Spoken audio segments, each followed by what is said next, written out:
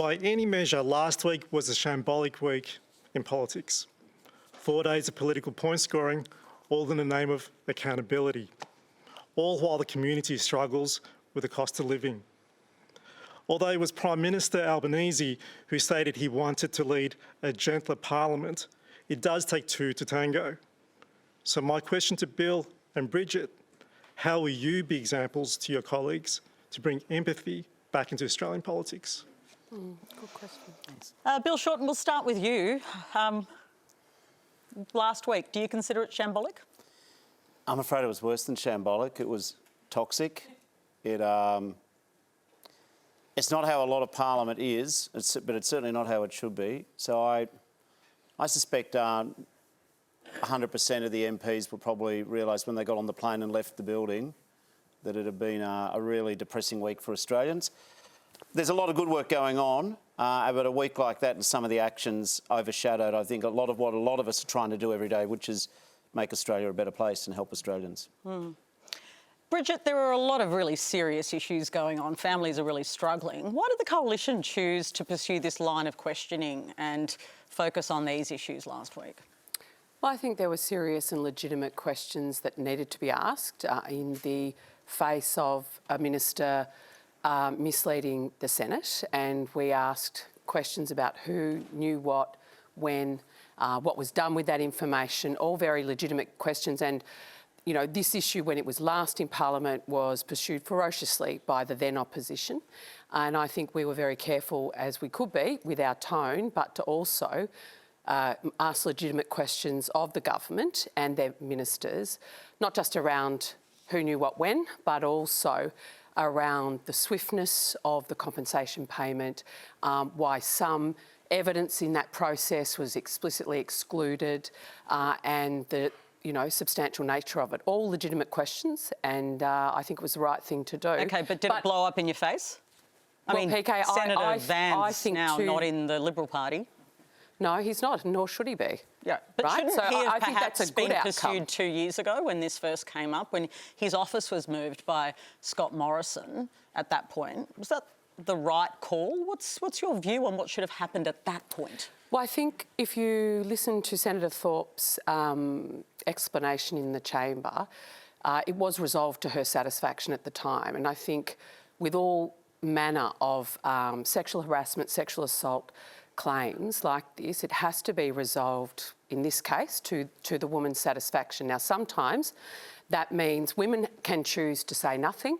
Women can choose to take action and have it resolved between the two parties, and other women choose to take particularly serious incidents to court, as they should be encouraged and supported to do. And so at the end of the day, it is, did the woman affected feel that it was resolved to her satisfaction? And Senator Thorpe agreed that at that time it was. But like these topics, and it happened the last time, that when the shoe was on the other foot, that staff, men and women, but particularly women in this case, who had either gone through a similar experience themselves or friends, family, etc., had personal experience of this, felt very triggered in that moment. And I think Senator Van, standing in the Senate, speaking the way he was, completely had that, Senator Thorpe had quite a visceral reaction to that. And obviously you've seen how that played out. It was referred to the President. And obviously then when Amanda Stoker raised her issues, then obviously Peter Dutton took swift and decisive action. And, there was a hooray throughout many offices as a result of that swift action. Now, Monique, I know you're just a newer MP, but there's obviously been a huge reckoning in the Parliament about the treatment, particularly of women, but broader issues as well. Do you think the place has changed? Is there evidence of that? Well, it's hard for me to say that, Patricia, because obviously I'm relatively new to the House, as you say. I've only been there for 12 months. I'm told it feels different from what it felt like before. But I have to say that it's known to all of us that only 13% of women, Australian women who are subjected to sexual harassment or violence, report it. And the politicisation of this matter in the House last week would be an active deterrent to anyone who is considering disclosing that sort of experience in Australia. And I thought it was...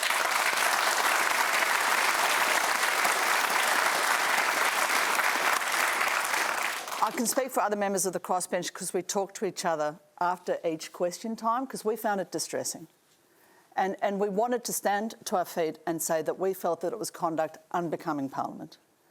And I think if we learn nothing from this, we have to decide as a society whether we want our Parliament really to be dragging people who've gone through really difficult experiences through that sort of experience again. It wasn't ideal. I actually felt it was shameful, and I think many people. Now, Sam and Reuben, you're not parliamentarians, but you are no doubt consumers of what's going on in that place. How did you read it? That's why we look happier.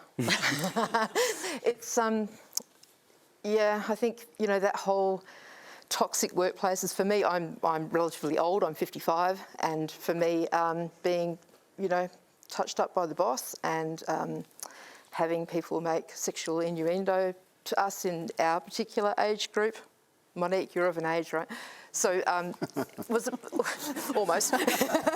So it was a thing that was accepted back then in the day, and It was. yeah, it really was. And so it's culture change really, and we need to understand that it is not acceptable at all to not have a safe workplace. So as somebody who skulks around Parliament a fair bit, I don't think I'd like to work there, to be honest. But we're hearing that it is changing. It is. You still don't feel like it's at Well, that... Bill's been there. I've been there 14 years. Bill's been there a little long. Yeah, 15.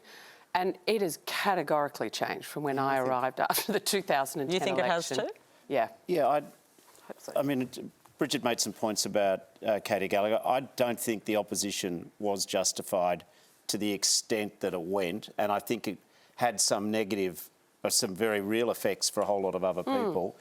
But parking the sort of political point, the following 2019 to 2022, in that time, a review was set up by, we've got Kate Jenkins, who's a very experienced expert in terms of the rights of women and workplaces. Last week doesn't show that things have changed, but why I think that's unfair at one level is because a whole lot of other pieces have changed. There's what's now happened is there's now a parliamentary work support service. It's independent of government. It's independent of the political parties. So that means that staff, including obviously women's staff, have got somewhere independent in charge of human resource management. Like, I know it sounds a little weird, but that never used to happen. No, it was... Parliament was well behind, politics was well behind even other parts of the Australian sector. So there is some change. If I can bring you back to the central Actual question, which was how will you change it to bring more empathy? Bridget, if you had your time again, would you really play last week the same way? Yeah. Thinking about that question? I know, yeah, absolutely. The same way, with no revisions? With respect, Patricia, we know Australians are doing it tough under, this government and the mortgage increases, etc. Rent's going through the roof. Food inflation's at 8%, etc. It's bleeding everything.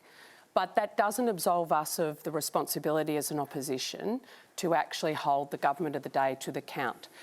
Now, last time these issues were raised, and Monique, you weren't there, but it was ferocious, and the same trauma was evidenced in staff and colleagues at that time. So that shouldn't absolve us of the responsibility of actually pursuing these issues as long as they are legitimate, and we were very careful to make sure our tone was correct and that we were actually pursuing the issue, not the person. Reuben, what do you think? I think this isn't a parliamentary issue. I don't think it's a partisan issue, but I do think there are partisan motives for people to be investigating things. I think going after Kaye Gallagher was a distraction method and a blame avoidance tactic, and I think it makes it more difficult for survivors of sexual abuse to report that abuse, and it further perpetuates sexual abusers to feel like they're entitled to women's bodies.